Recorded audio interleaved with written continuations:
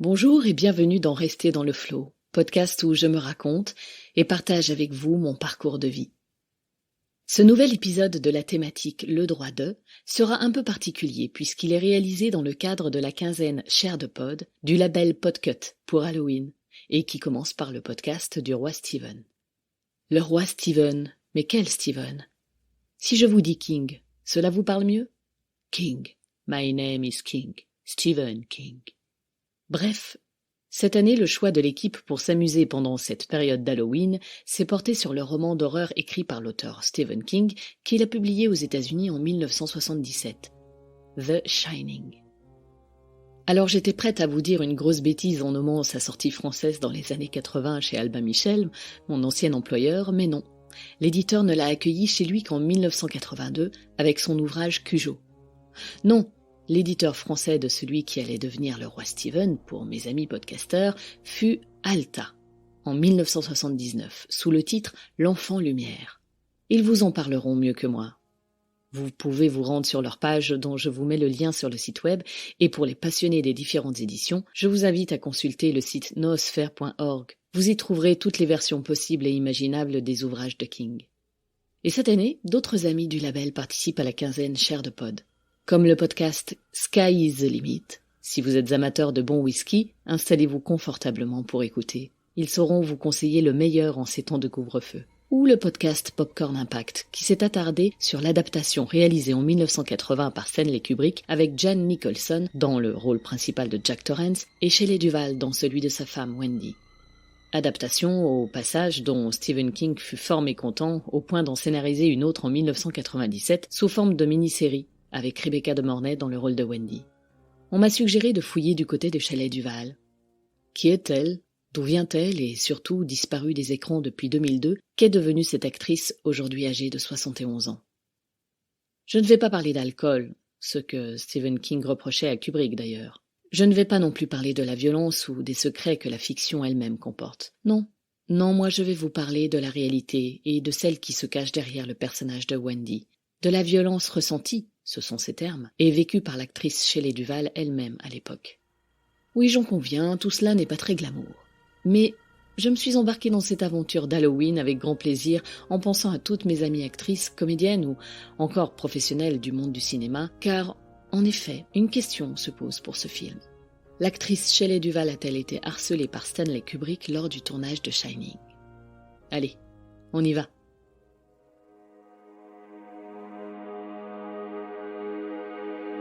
Bonjour, je m'appelle Florence, j'ai 45 ans et, comme on le dit dans le jargon actuel, je suis une #MeToo.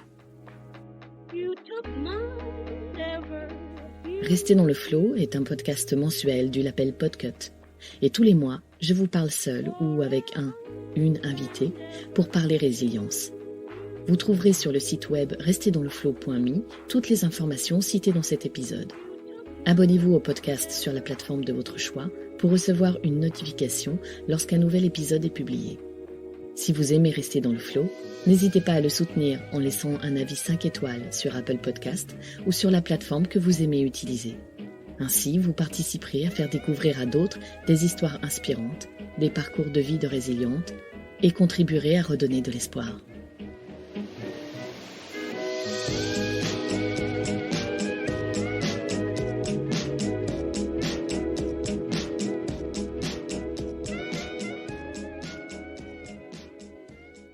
Bienvenue dans Rester dans le flow pour parler de Shelley Duvall et lui rendre ses lettres de noblesse. Shelley Duvall, une actrice remarquable, une productrice, une femme pleine de vie, mais aussi une femme détruite par le génie Kubrick. I wouldn't trade the experience for anything. Why? Because of Stanley. And it was a fascinating learning experience. It was such intense work that I think it makes you smarter.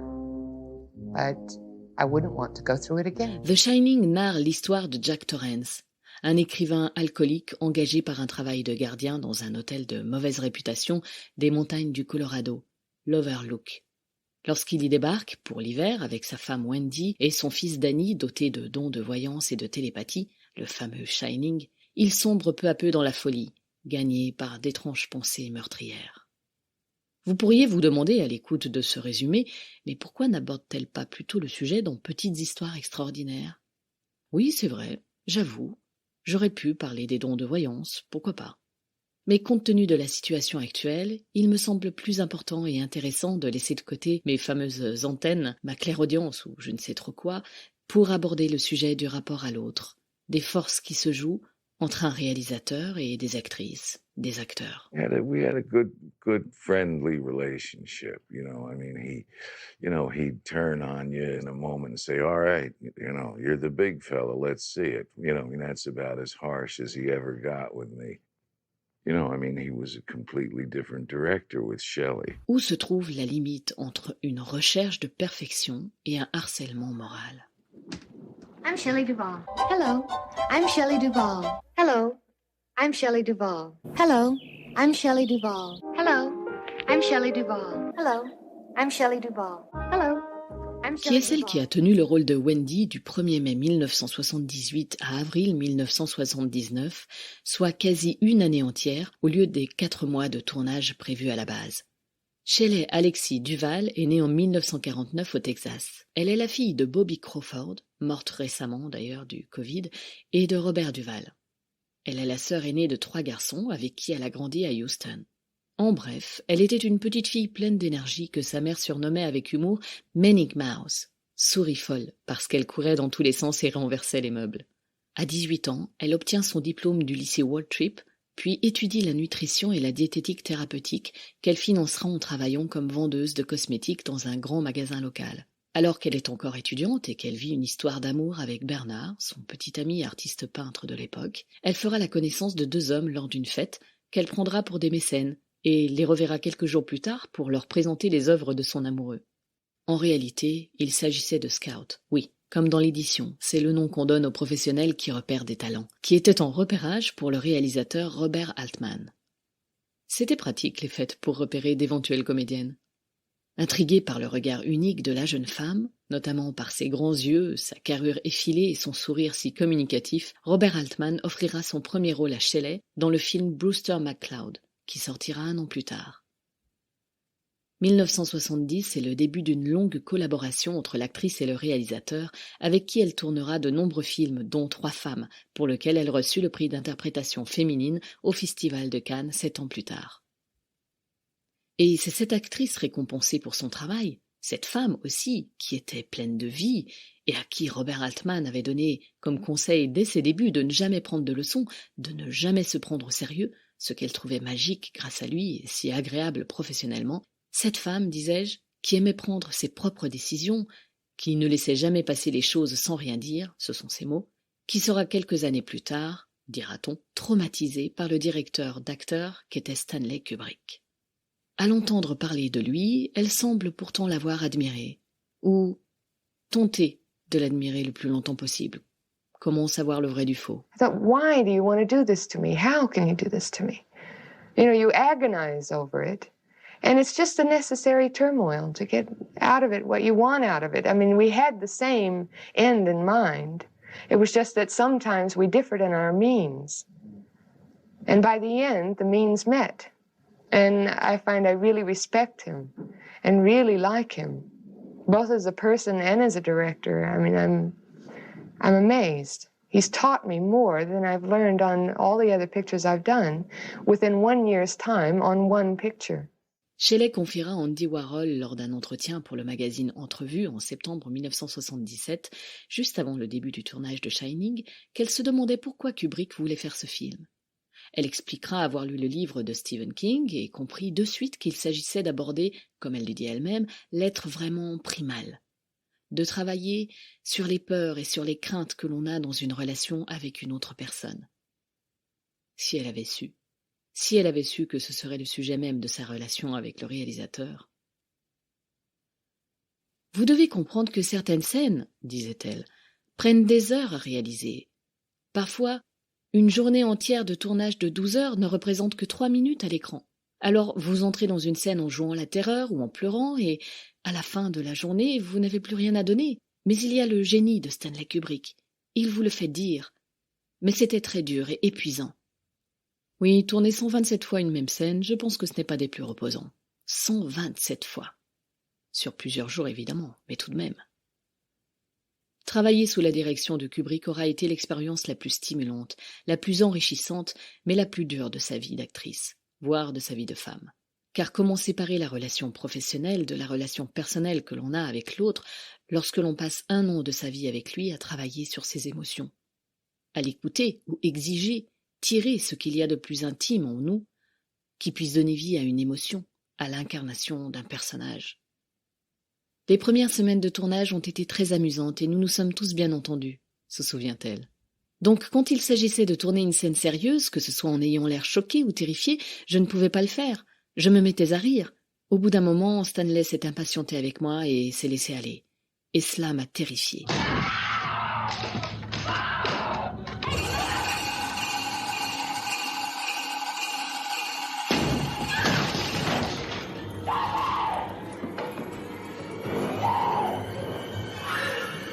Here's Johnny. It was a very difficult role. It was a long shoot, and I had to cry and hyperventilate and carry a little boy and run, for most of the time we shot. And that was about a year, a little over a year. Là, je me mets à la place de l'actrice et je me dis, en fait, il y a eu erreur de casting. Dès le départ, il y a eu erreur. Kubrick pensait-il qu'il avait affaire à une personne corvéable, malléable à merci, et s'est-il rendu compte trop tard de sa méprise? Dans ce cas, la faute à qui? À l'actrice d'avoir accepté de tourner sans savoir que jamais elle n'aurait de script avant de travailler? Soit dit en passant, même Jack Nicholson a fini par en abandonner la lecture car Kubrick en changeait sans arrêt le contenu le jour même du tournage. La co-scénariste de Kubrick, Diane Johnson, a déclaré que, dans ses contributions au scénario, le personnage de Wendy avait plus de dialogue, que Kubrick avait coupé beaucoup de ses lignes. D'après elle, c'est peut-être à cause du mécontentement de ce dernier concernant la prestation de Shelley. Dans ce cas, comment vit-on cela en tant qu'actrice? Comment ne pas se sentir jour après jour inutile, inefficace lorsque ce que vous pensiez être votre rôle, ce pourquoi vous avez signé, se réduit à peau de chagrin? Comment ne pas se sentir nié par cela? Dans le film, Wendy Torrance est relativement douce, soumise, passive, gentille et effacée.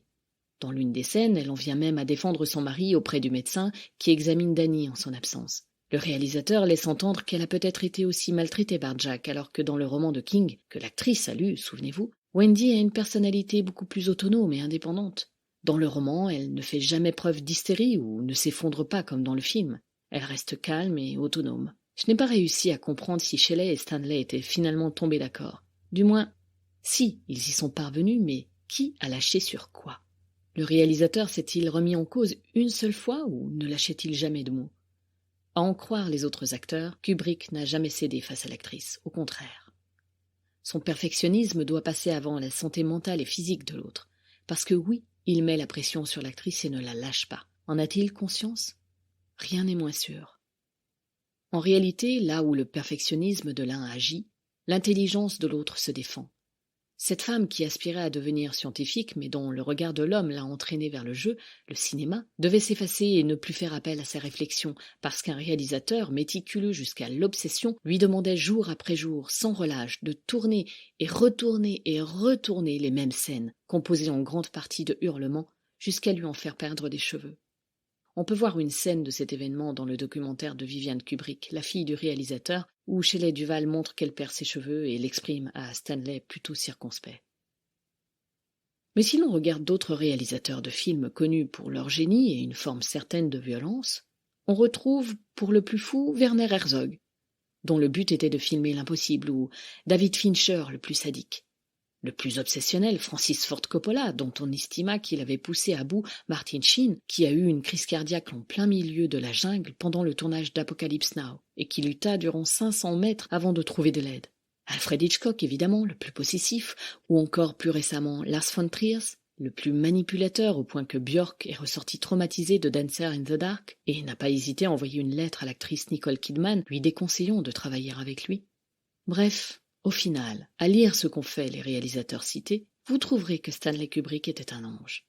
Alors, jusqu'où peut aller un professionnel pour son œuvre? Jusqu'où peut-il harceler une actrice ou un acteur? Le sujet que l'auteur Stephen King avait à cœur, c'était la violence, l'alcoolisme, mais aussi la force féminine. Le sujet que le réalisateur Stanley Kubrick avait à cœur, c'était la démence, la schizophrénie. Et aussi sympathique soit-il en tant qu'homme, sur ce point, on ne peut pas dire que le réalisateur n'avait pas de solide base pour rendre fou autrui à cause de sa maniaquerie, de son perfectionnisme, de son besoin de maîtrise totale et absolue de tous les paramètres visuels de son œuvre. Quand on regarde parler Kubrick, on sent beaucoup d'écoute, d'analyse, mais aussi ce besoin de maîtrise sous couvert de douceur, une manière de parler relativement posée. On ne sent pas de colère, on ne voit pas d'emportement. Ce qui, paradoxalement, peut être assez effroyable, en fait. Hello, I'm Shelley Duvall. Hello, I'm Shelley Duvall. Hello, I'm Shelley Duvall. People want to say to you, Shelley, you're so great with, children's programming and everything else, but you don't have any kids of your own. Nope, I don't. I have a lot of animals, though. You have a lot of animals. And a lot of kid fans. Oh, hundreds and thousands of millions of kid fans. At home, it's a menagerie. How many animals do you have? 70 birds, all different kinds. And 10 dogs, 1 cat. Mais revenons à Shelley. En 1982, soit 2 ans après la sortie du film qui lui aura le plus coûté émotionnellement et psychologiquement, Shelley créera sa première société de production d'émissions télé pour enfants. Elle a 33 ans et plusieurs programmes seront par la suite primés aux Emmy Awards. Depuis le premier épisode avec Robin Williams, A Tales and Legends, autre série d'anthologie mettant en vedette d'autres acteurs hollywoodiens bien connus, Shelley aura mis sur pied 2 sociétés avant même d'avoir atteint 40 ans. Elle innovait aussi, car à l'époque, ses programmes originaux étaient uniquement diffusés via la télévision par câble, alors que les autres sociétés de production diffusaient aussi en salle. La prise de risque était forte et pourtant, cette femme a persuadé plusieurs stars de travailler avec elle à l'écran comme derrière la caméra.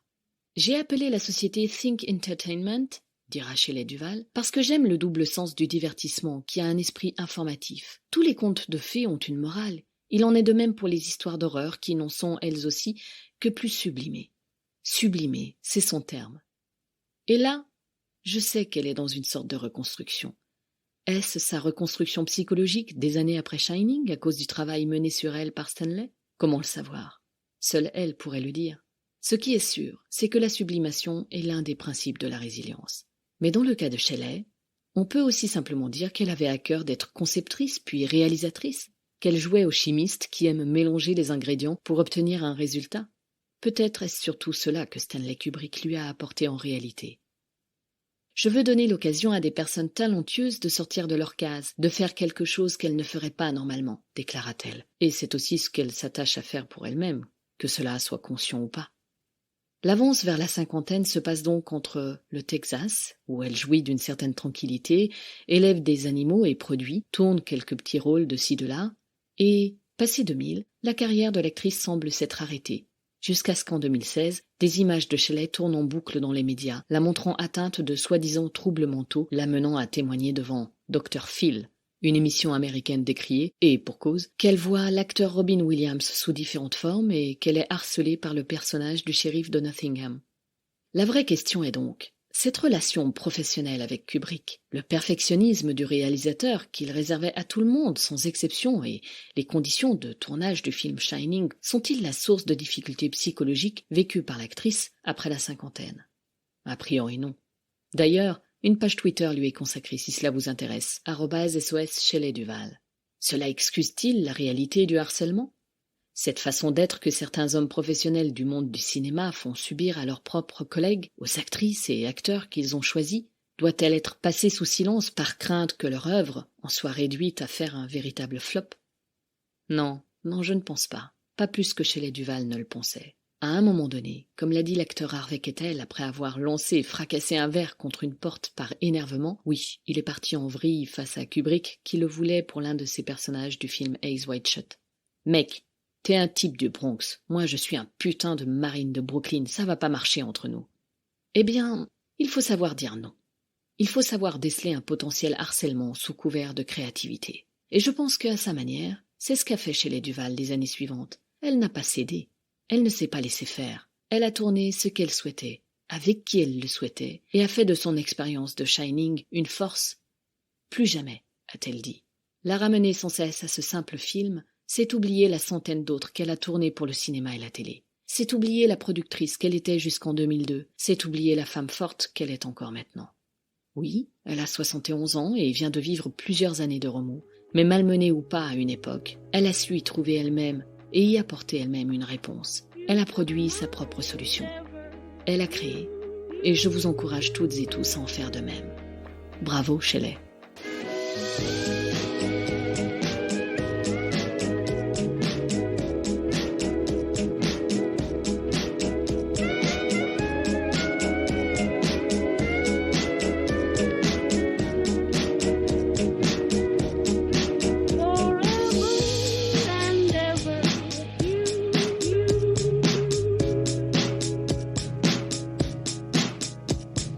Took my